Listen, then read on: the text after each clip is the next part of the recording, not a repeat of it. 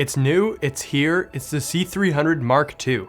Stick around, we'll take a quick look at the long-awaited successor to the C300.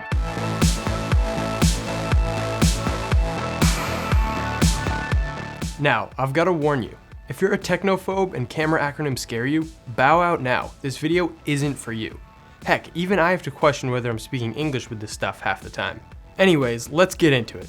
Starting out front, the C300 Mark II sports an all-new 4K sensor that Canon says is good for 15 stops of dynamic range. That's an almost unheard of amount for a camera in this price range.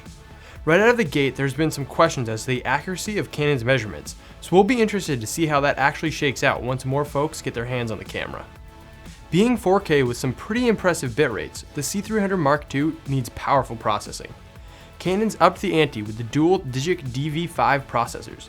This allows the camera to do some pretty neat things. First is that you can output 4K RAW to an external recorder, while still recording 4K internally to the dual CFast cards, which is a pretty unique feature. As for formats, the camera offers a lot of options. Canon's replaced the C-Log Gamma from the original C300 with C-Log 2, as well as several other profiles that will be useful for matching footage or customizing your look. On the codec end, the Mark II uses the new XF AVC Intra format for 4K at 422 with 10-bit color depth. And when you drop down to 2K or HD, you can record 444 12-bit. That's sure to give you some room to play around with when you're grading in post. The highest bitrate for 4K tops out at a whopping 410 megabits per second at 30 frames per second. Sounds awesome, right? Downside is you'll be chewing through CFast cards faster than Cookie Monster. Thankfully, Canon also added an SD card slot for recording lower res XF AVC proxy footage. Proxy what? Basically, proxy footage is a lightweight file that's designed to serve as a stand-in for your full resolution 4K footage. Whatever edits you make to the proxy footage are applied to the 4K master by your editing software upon export. That way your computer won't choke on the massive video files during an editing phase. That's a huge help for quick turnarounds or those of you who are already stretching the limits of what your computers can edit efficiently. The C300 Mark II also adds some faster frame rates to the mix, with a cropped 120 frames per second HD mode. When it comes to 4K though, you'll top out at 30 frames per second. The features we're most excited about are the improvements they've made to the AF system. The dual pixel AF system returns, but with some new tricks. The most welcome one is that the autofocus box is movable and you can change the size. You're no longer required to work with a center composition, as the AF area covers nearly 80% of the frame. The other cool thing is that you can change the speed at which the lens focuses. Want a nice slow rack from foreground to background? You can dial in the speed in the settings, and then use the joystick to move the AF area around the frame. Now, if you're a manual focus purist, you may be scoffing at all of this autofocus talk. Don't worry, Canon has you covered for non-AF lenses as well. The manual focus assist feature uses some sensor tech and the AF algorithm to predict when you're approaching the correct focus. No more accidental rack overshoots and corrections. It's incredibly slick. Just line up the arrows and you're there. Go ahead, you can use it, we won't tell. Still with me? Good, because there's one more thing we need to cover, the body. There are lots of little refinements throughout. The biggest change is that the body is slightly larger and about 30% heavier.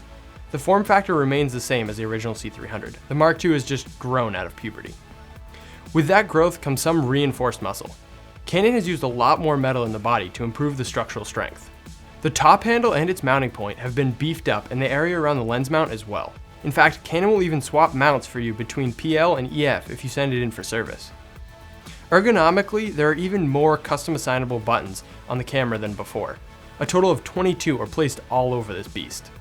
The headphone volume buttons were swapped out for white balance controls, which we think are much more useful. Plus, there's a new auto iris button on the front of the camera, and there's a 5-position built-in ND filter for 2, 4, 6, 8, and 10 stops. That should prove to be very convenient for those outdoor shoots. The monitor and audio cabling is now identical, removable, and available in longer lengths for those more complex camera rigs. Audio capabilities also got a bump, as the camera can now record 4 channels at once via the XLR and stereo mic input. They've also added a built-in mono mic for a scratch track into the body. Anyways, there certainly is more we can cover about this camera, but I'm sure your brain is numb at this point. The big hurdle the C300 Mark II has to clear is its price to performance ratio. At $16,000, some have criticized Canon for pulling punches, especially when compared to other 4K cameras in the marketplace. Hopefully the thing the C300 Mark II carries over is Canon's attention to image quality. If you remember the original C300, it wasn't a revolutionary specs camera either, but became appreciated for its excellent image. What people tend to forget is that we make videos for an audience, and 99.9% of them don't care about codecs or gammas or dynamic range. However, if the limited footage we've seen come out of this camera so far is any indication, there are going to be some very happy campers out there. That's all for now, and let us know what you think about the C300 Mark II below. Also, take a peek at our friend Ryan Connolly's channel, Film Riot, for his experience with the camera. Thanks for joining us, and don't forget to subscribe.